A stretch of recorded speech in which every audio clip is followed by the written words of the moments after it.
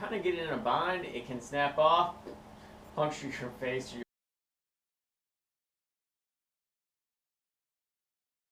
Hey guys, welcome out to the shop today. We are on day 3 of Vlogmas, and the countdown is getting closer and closer to Christmas, which means your shopping time is getting smaller and smaller, or less and less. You don't have that much more time left to go shopping. So today I'm going to go over a quick few items that will be good for kind of any DIYer, not just woodworkers or metal workers, kind of like a DIY aspect of somebody that would want gifts that owns a shop, or even just like a homeowner. So a lot of times some of the bigger items that guys or girls want for their shop are a little bit pricey, like a table saw, a joiner, or a bandsaw. Those are kind of high dollar stuff. I'm talking about $150, $200+ unless you can find a good deal on like a Craigslist or something like that. But then you have to kind of worry about exactly what you're getting out of the deal, and you don't really want to buy a Christmas gift that is going to die out in the first year. One of the most basic gifts that you can give to a person that owns a shop or a DIYer is a simple pencil. Just a pack of pencils. These can even be a good stocking stuffer, and if you have a bunch of pencils, you can even get one of those big chunk erasers. I don't have those in my shop, but I usually just scribble things out. But pencils are great to have in the shop. Another great thing to have in the shop at all times is some paper towels or even rags. These aren't used just to wipe off your hands and stuff like that. These are actually tools to me. These put on stain or boiled linseed oil, things like that. So these come in very handy around here in the shop, and I go through quite a bit of paper towels and rags in any given year. Zip ties are always great. You never know when you're going to have something just bust out of the ordinary and you don't really have time to fix it, or it might be an electrical cable or something like that, and zip ties come in a great quick fix, or even sometimes a permanent fix. But zip ties always work great in a pinch and are great just to have in the shop. These can also be added into a stocking stuffer. These fit really good just slipping right into a stocking or something like that, and they kind of fill it up. So pencils and zip ties, great stocking stuffer. During the year, after installing screws and stuff like that, sometimes you wear away some of your screwdriver bits for your drills. So I found these little bits of packs at Harbor Freight, and these were not expensive. Tools at Harbor Freight are not expensive. Most of the time you can get a good deal out of it. With the power tools, you kind of have to watch out what you're getting. But a lot of like the hand tools, things like these, they even have smaller size screwdriver tips that fit into drills. These are all great. They last a good time. This one is a whole different set. It's got a bunch of different tips on there, flat and Phillips head and stuff like that. So these are really good to have. I use these a lot. Another item you can never have too many of for your drill is obviously drill bits. This is a set from Ryobi, and this has just a little, it's just a basic set, and this does wood and metal. You can find these by Black & Decker at Walmart. You can find all sorts of brands at your big box stores like Lowe's, Home Depot, and stuff like that. But I like this set because they pop out, they fold up, nice, small, very convenient. I can throw this into my tool bag if I need to go inside the house. Another item for just your general DIY stuff is a file. It's basic. If you have anything metal in your house, it works great to quickly shave down sharp edges. This is also a great item to have when you get into springtime and you have to sharpen your lawnmower blades. If you don't have a grinder or something like that, files come in really good handy, and you just pop off your blade, file off your blade, whatever you need to get it sharp, and then you can get back to work. So files is another great thing. Guess what?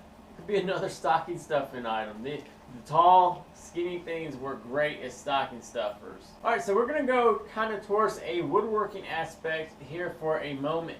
One thing, if you have a husband or wife that is really into hand tools, you can never go wrong with getting a hand plane. You can find these on eBay. You can also find these at like local flea markets. Hand planes are out there. You guys can even go on eBay and find things called lots of hand planes, and it'll be just a couple different hand planes all in one group, and they are generally sold for a lot cheaper than just what a single hand plane would be. With your basic molding planes or your wooden molding planes, I try to not spend more than $10 plus the shipping if it's cheap enough. So you got to be careful about how much you're spending. A lot of the bigger molding planes, you know, sometimes those will cost up to $50, and then a lot of times your wooden hand planes or your coffin planes, like something like this will cost a little bit more, but this is always a great item to have. This is not a stocking stuffer. This would be an actual gift, but this is also a great gift to give to a woodworker. Generally, any kind of hand tool for an unplugged woodworker will satisfy their gift needs, and they enjoy all sorts of things from chisels to hand planes to hand saws. You guys can always buy those on eBay in lots, where you can get a bunch of them for a very cheap price. If your woodworker does not have any way to sand down a project, a random orbital sander works great in that aspect, and it makes a really good quick job of getting a surface sanded. Helps the hands that the hands don't get wore out either. For me, a random orbital sander would be a perfect sander for your general sanding purposes, as to like a quarter sheet or one of those like little mouse ones. The random orbital sander sands everything, I think, a lot better because it swivels the marks all around. It doesn't go back and forth. But the little mouse sanders work great for getting into corners, where obviously a round sander does not. One thing to watch out with your sanders is if you're going to get a sander, go ahead and get some sandpaper as well. And that is where you got to look at how many holes your sandpaper has. My sander has 8 holes around the outside. This sanding pad, it only has 5 holes. Is it a big deal? No, it's not, because I use these all the time anyway. But if you hook it up to a vacuum, you want the 8-hole sandpaper so you can suck up all the sawdust into the vacuum cleaner. But just keep that in mind. Some of the grits you might want to consider is like the 80 grit, the 120, 220, and maybe around the 300 mark, somewhere around there. But that, you don't really have to go any higher with the random orbital sander. One item a woodworker can never have too many of is a clamp. This is a Bessie clamp. It's a K-body from, I think they're sold at Home Depot now. These work amazingly well. I really like these because they got the wide back and they set flat really well. They don't really wobble or tip over. One thing I don't recommend is going to buy clamps at Harbor Freight. I have a couple of those clamps and they flex really bad, and I don't really feel like I can ever put enough pressure on them, and they really bend. A lot of the F-style clamps do that, but these K-bodies work really well. They don't really flex, and you can put a lot of pressure on them if needed. Okay, so now we're going to swing quickly over to the metalworking side of things, and I kind of had a tougher time coming up with items for somebody that does metalwork. One thing that I do recommend is a grinder, or an angle grinder. These work great too for sharpening up blades, stuff like that. I personally have 2 angle grinders because I like to have one with a cutoff wheel and one with a flap disc. This is a flap disc. These come in different grits. These kind of act just like a sander on metal, and these work really well for cleaning up your edges, taking off sharp edges and stuff like that. This is a cutoff wheel. It's very thin.